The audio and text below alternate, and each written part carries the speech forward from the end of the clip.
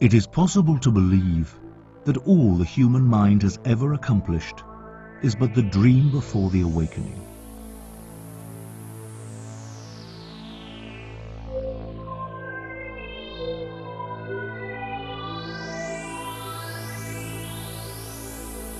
Humanity is the whole human species, human nature, and the human condition. Like most primates, humans are social by nature. Distinctly, humans are highly adept at utilizing systems of communication for self-expression, the exchange of ideas, and organization. Humans build monoliths, structures, and systems which transcend the individual's own lifetime and influence, thereby granting a form of immortality. But what if a more literal form of immortality were available to humans? In the past century alone, we've seen global life expectancy raised by roughly 30 years, on a planet with 4.6 billion years of history. With the rapid progression of medical science and modern technology, is it possible that we're becoming more than human?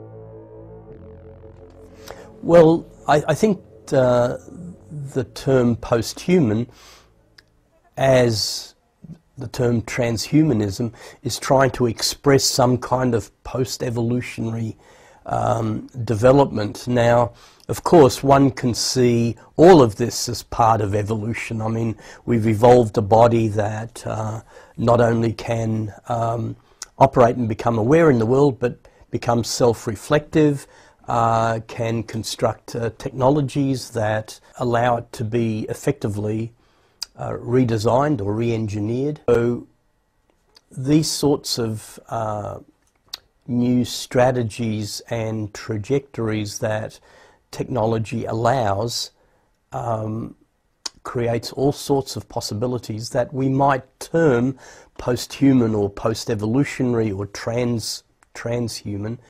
In a sense, all of the development of human technology has been a way of, or a progression of creating more and more sophisticated tools, almost all of which have had some sort of impact on human experience.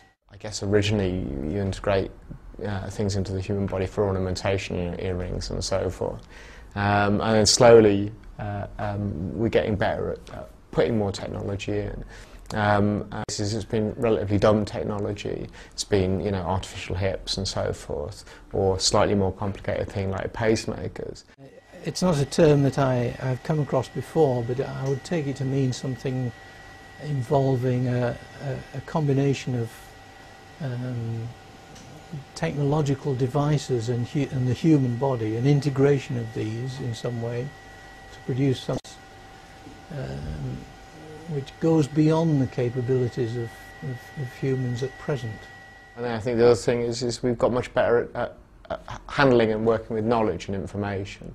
So, you know, the big thing about humanity is we talk to each other and we share knowledge, and people can learn from the mistakes of the past. And nowadays you can learn from 2,000 years of history, and there's millions of people, and you can learn from all of them. And we were never able to do that before, you know. It's like, you know, the discovery of writing was this first step, and now the technology has grown out of all proportion, which means that we make so much more information to go on. And that, you know, changes the way in which we advance, you know. With these advances in technology come breakthroughs in medical science. Through this mergence of technology with the human body, a blind person may see again, and an amputee can replace their organic limb with a fully functional bionic version. See in modern bionics is only the beginning of what this field of science has to offer. Length of 75 years in good health. This is an arbitrary number of years. I mean, it takes about 50 years for you to kind of get to learn anything, and then you start malfunctioning and you gradually die, right? If your internal temperature varies 2 or 3 degrees, you're in serious health risk. We understand how we work better as well, you know, and how we as organisms exist.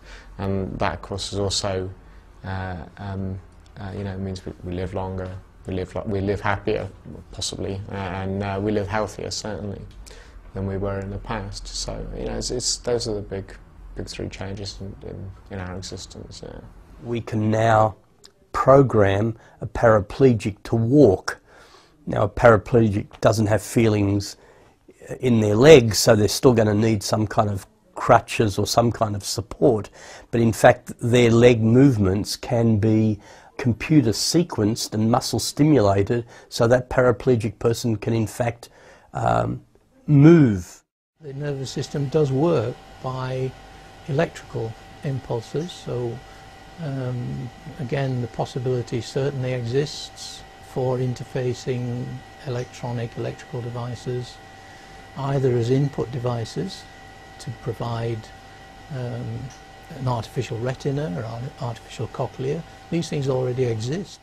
I met a severely handicapped person who used to have Parkinson's disease, and when you watch the video of his previous behaviour, he was uncontrollably jerking around. He couldn't dress himself, couldn't feed himself, and he had an operation where they implanted a little electronic device in his brain, and after that he was completely becalmed, acted totally normally, he was articulate.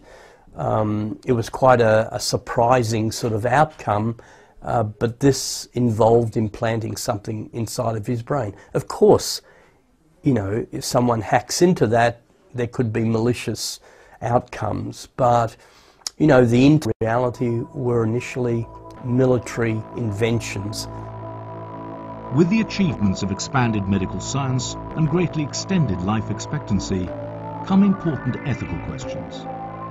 Some say that this technology will further inflate overpopulation, whilst others express fears that nanotechnology could be dangerous. And some the future may be dominated by a technocratic elite of transhuman cyborgs able to think in ways we cannot imagine.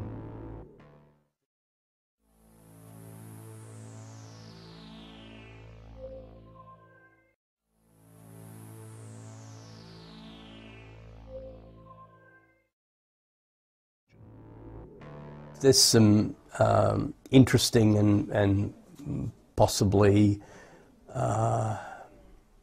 you know, devious research going on, especially within military-funded projects. There's no doubt about that.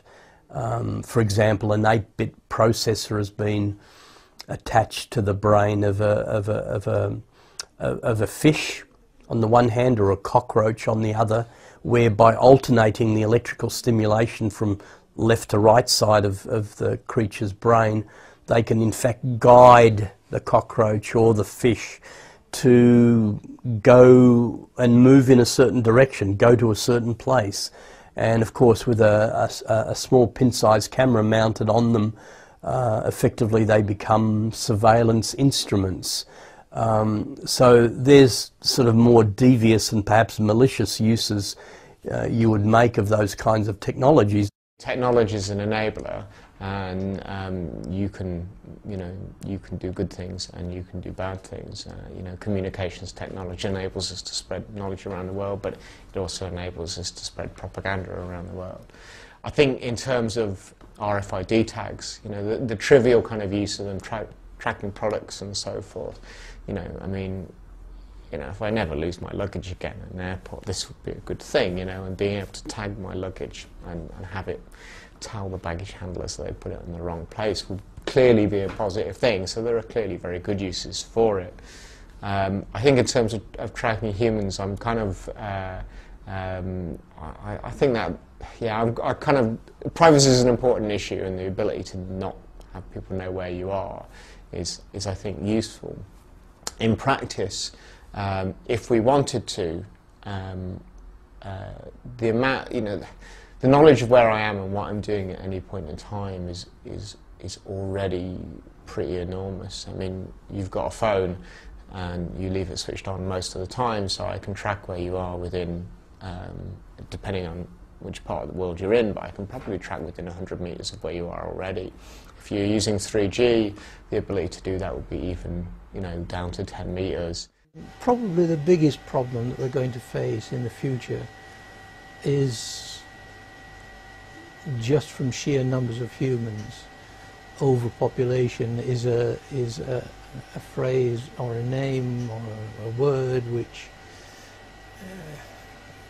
would certainly carry emotive overtones. There are many people who think that we're already overpopulated. There are plenty of others who think that we could go on increasing the human population almost without limit. But clearly there must be limits. I'm going to be my most cynical and say, well, what will actually happen is that there'll be a few commercial organisations which will basically control it all, and there'll be massive copyright issues, and the whole movement will be towards control and preventing people from doing things, because as the technology gets more invasive in our life, and the technology also gets more complicated, so you know, your ability to understand your own environment has massively disappeared. You know, you're using a camera at the moment and you have no idea how it works. I'm a computer scientist. I don't know how these things, I can take them to bits and I can put them back together again, but I don't actually know how they work, you know, beyond a very, very broad brush idea. So the ability to control people and control people's environment has also got much, much larger. And that, I think, is a potentially big worry. We've seen media communications technology expand exponentially. From the first commercially available televisions in the 1930s to the postmodernistic global community of the World Wide Web. Where will we be in another 20 years?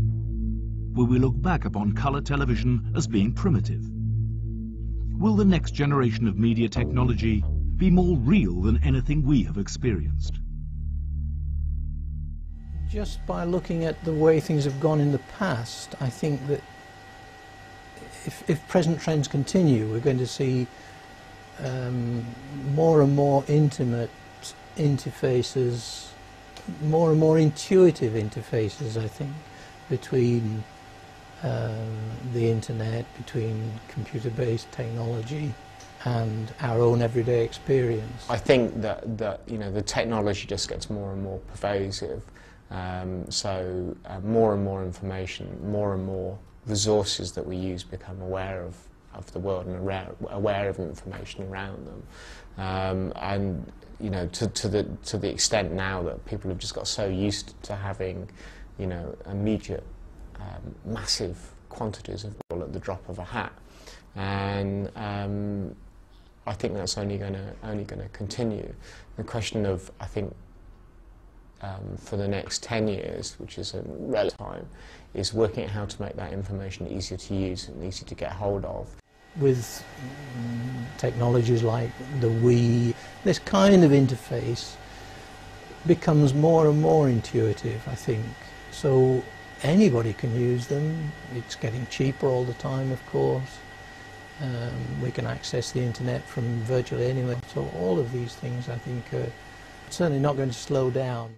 So with you know, better 3D modelling and animation, and also with the proliferation of haptic devices on the internet, not only will we be able to be an avatar or see another person and interact with them as an avatar, but we'll also be able, for example, to have a feel of that remote person, or a force feedback, so we might be able to generate more potent physical presences as people. And of course now we're carrying these media devices as additional objects, but of course quite plausible that will be kind of wired and implanted with devices that internet enable the whole body. So the whole body becomes a kind of internet portal through which others can experience remote spaces. We now stand upon the edge of the unknown, at the most advanced stage humanity has ever seen. With biocompatible technology now becoming a reality, evolution can be quickened, the human potential expanded. What we make of this technology will ultimately influence the future of humanity and planet Earth.